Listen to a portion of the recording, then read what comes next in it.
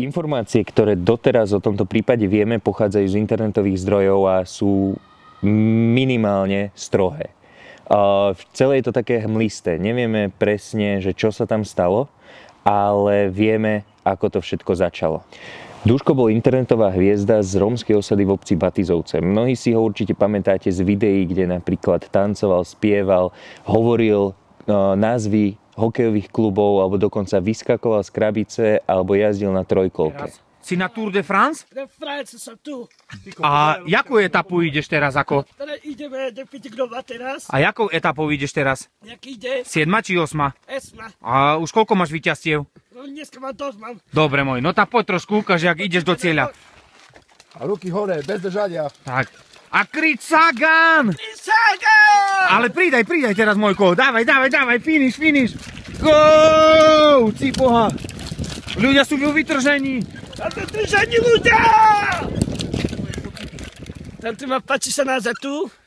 Veľmi sa páči sa naozaj. Na Tour de France? A de France. A veľmi sa páči sa naozaj. Takže ty si čisto Peter Sagan? A píše Petra Sagan. A pozdrav Peťa Sagana. A Petra Sagana. Nech sa mu darí na Tour de France. Nech sa Franti sa darí. Tak nech vyhrá to už konečne. Nech vyhrá. A pošli mu bloček. A pasitánsky bloček. A poď ešte ukáž mu, jak vieš bicyklovať. Poď. Ale zaber teraz. Dávaj do kopca.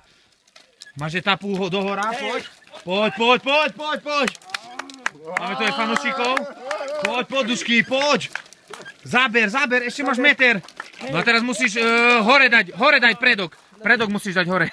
Ruky, na zádle daj. Na zádle. Jo, tak môj zlatý. Duško, Dole kopcu sa ide, čo? Videá s Dušanom doslova zvalcovali slovenský internet. Bolo to tak v roku 2013-2014 a jeho videá dosahovali 100 000 videní. Maričku.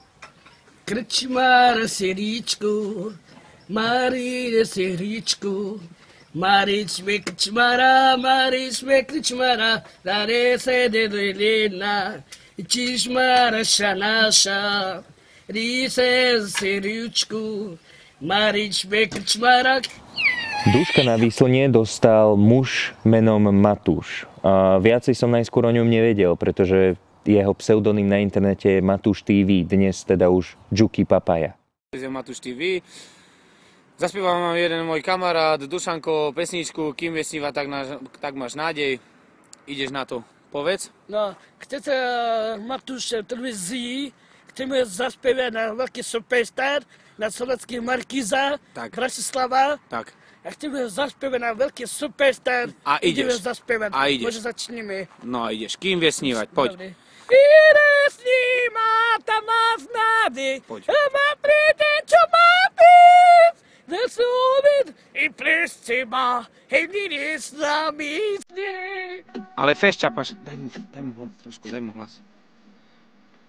To je ono, Dušanko. Teraz poď. Poď, Dušanko.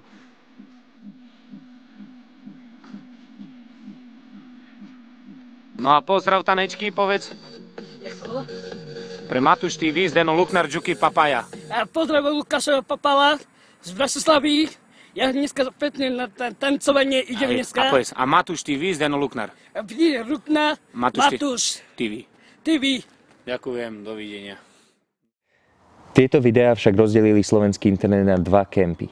Na jednej strane ľudia hovorili, že Matúš Dušanovi pomáha, že mu ukázal svet, ktorý by za normálnych okolností nikdy nemal šancu vidieť. Na druhej strane tu vznikali obavy, že či nemôže ísť o vykorisťovanie duševne aj fyzicky postihnutého človeka. Dušan totiž bol zjavne handicapovaný a vo viacerých videách sa robila sranda napríklad z jeho rečovej vady. Pozdrav chlapcov z Detroitu. A pozdravujem sa chlapcom Detroitu. Tak, Kupka Kindla. Kika Kindlák. Tomáša Tatara. A Tomáša Tatara. Tak, nech sa im darí. Nech sa darí na hokej. Tak, nech rozjebkajú Boston Bruins. A nech sa presne Prince. Boston Bruins. Presne Blues. Tak, že na toto trošku cez Zdenka Charu trošku poprechádza. A nech sa toto... Cez Zdenka Charu. Nech sa Charu. Trošku poprechádza. Nech sa prechádza. Tak, a na Ukáž mi lásku. A Jakuba Kindla. Aký máte Kindla? Super, Dušan. Takže Detroit Red Wings. A ty chcem říct, Tak. Dušanova sláva čoskoro prerastla YouTube a dvojica začala vystupovať fyzicky na rôznych eventoch, kde bavili ľudí.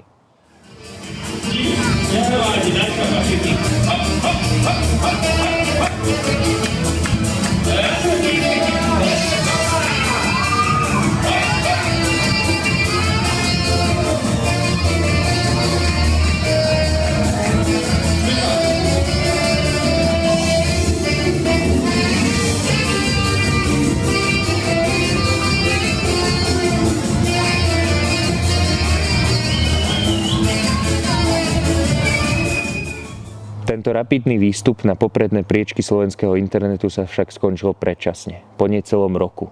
Po Dušanovi sa doslova zľahla zem. Vystrašení fanúšici sa začali stále viac v komentároch dopytovať, kde je Duško. Otázky fanúšikov však zostali aj naďalej nezodpovedané a na usmievavého zabávača sa začalo postupne zabúdať. Jediné indície, ktoré máme o Dušanovom zmiznutí, pochádzajú z Matúšovho videa, ktoré 16.9.2015 uverejnil na YouTube s názvom Dušanko je už rok preč, nájdime ho. V tomto videu hovorí o tom, že Dušana mal do zahraničia, konkrétne do Holandska, zobrať istý David Šikanič. Nevieme prečo. To sa pokúsime odhaliť v našom vyšetrovaní. V tomto videu taktiež vyzýva Slovákov, ktorí cestujú do Holandska, aby v prípade, že Dušana stretnú, poskytli akékoľvek informácie Matúšovi. Takže čaute priatelia, zdraví vás Juki Papaja. Včera bol rok, odkedy zobrali Dušanka Gogu. Tak mi nedalo, aby som zrobil video, v ktorom vám poviem, čo sa za ten rok stalo.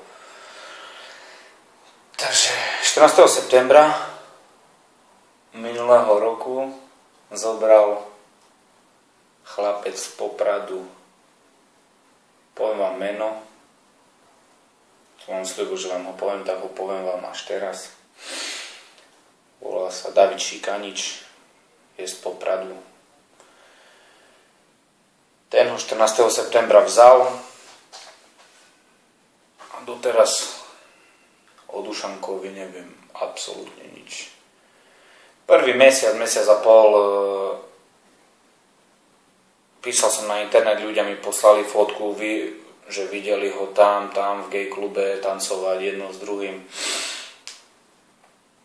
No a posledné 10 mesiace mi neprišla ani jedna správa. Že vraj ten typek z Popradu, ktorý má Dušana,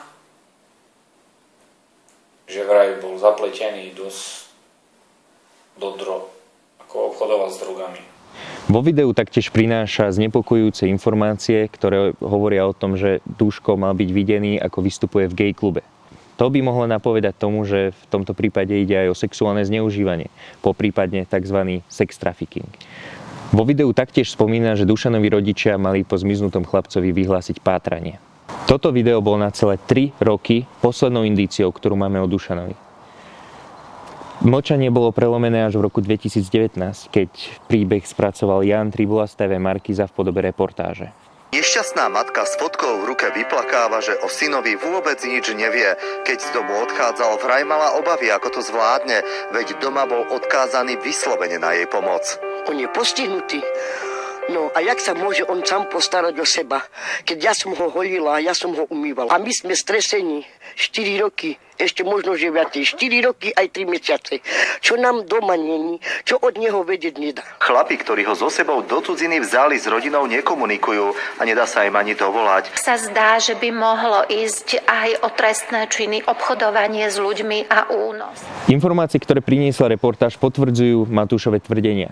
Dušan mal byť unesený do Holandska, mal tam ísť za účelom zárobku a doposiaľ sa s ním nepodarilo spojiť. Všetko nasvedčovalo tomu, že by mohlo ísť o únos, možno aj o obchodovanie s ľuďmi. O to znepokojúcejšie boli indície, že Dušana mali do Holandska za peniaze predať vlastní rodičia. O necelé 4 mesiace po tejto reportáži prišla na Slovensko správa, že Dušan v zahraničí zomrel. Bolo to 24. apríla 2019.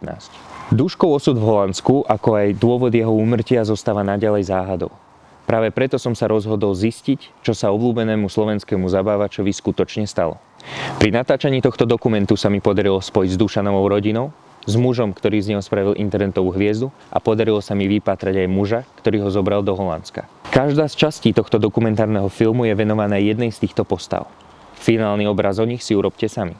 Volám sa Richard Mažonas a toto je príbeh Duška Gogu.